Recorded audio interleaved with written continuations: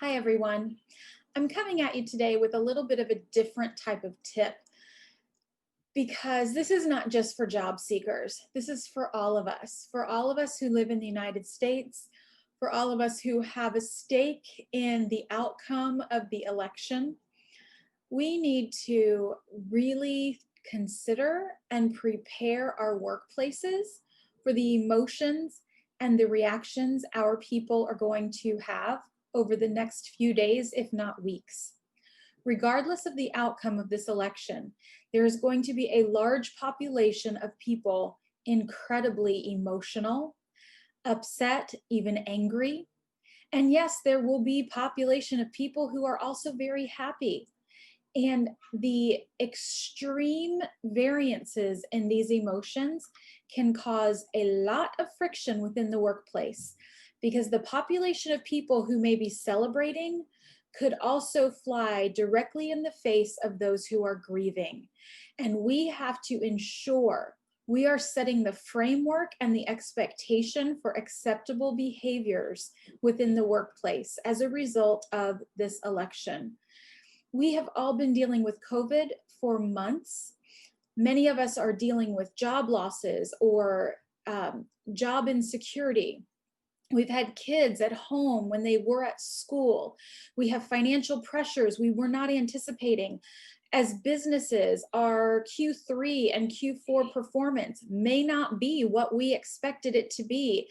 And so there's just one more pressure after another that we have all been experiencing this year. And the most heightened emotional, I think, experience we are all sharing right now is this election. And not everyone has the emotional capacity or the emotional intelligence to understand how to effectively have a conversation around any of this. So I encourage you, if you're a CEO, if you're a CHRO or a CPO or a CFO, if you have an executive title attached to your name, it is your responsibility to establish expectations and frameworks within your organization so that we don't have people bullying others. I don't know. I know I'm not, this is not scripted clearly, but I am extremely concerned about the backlash of what will happen within the workplace over the next few days, if not weeks.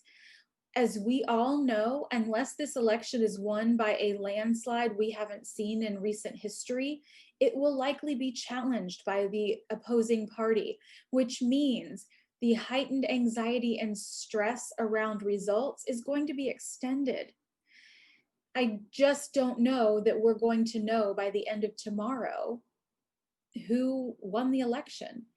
And if that's the case, we have to respect our workplace and we have to keep these conversations either out of the workplace entirely or have very, very specific expectations of the way in which people treat one another and behave.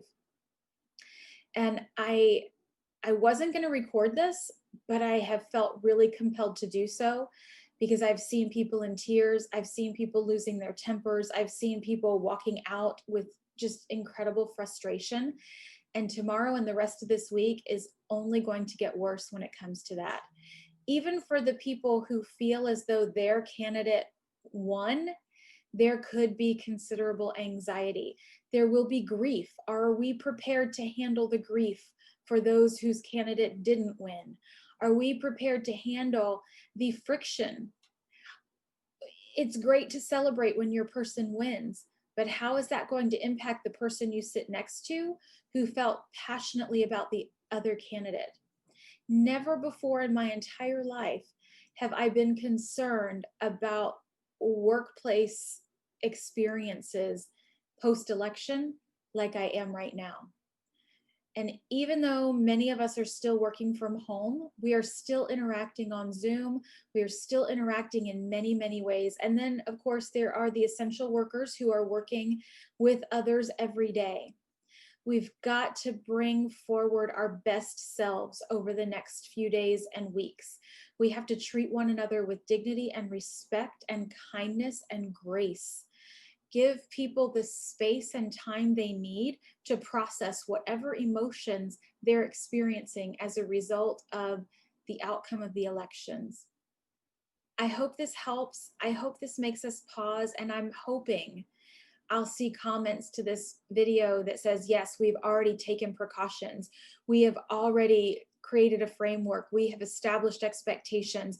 We have been having ongoing conversations to prepare our leaders on how to handle the emotions we are sure to see over the next few days. Thanks so much, and I wish you all the best.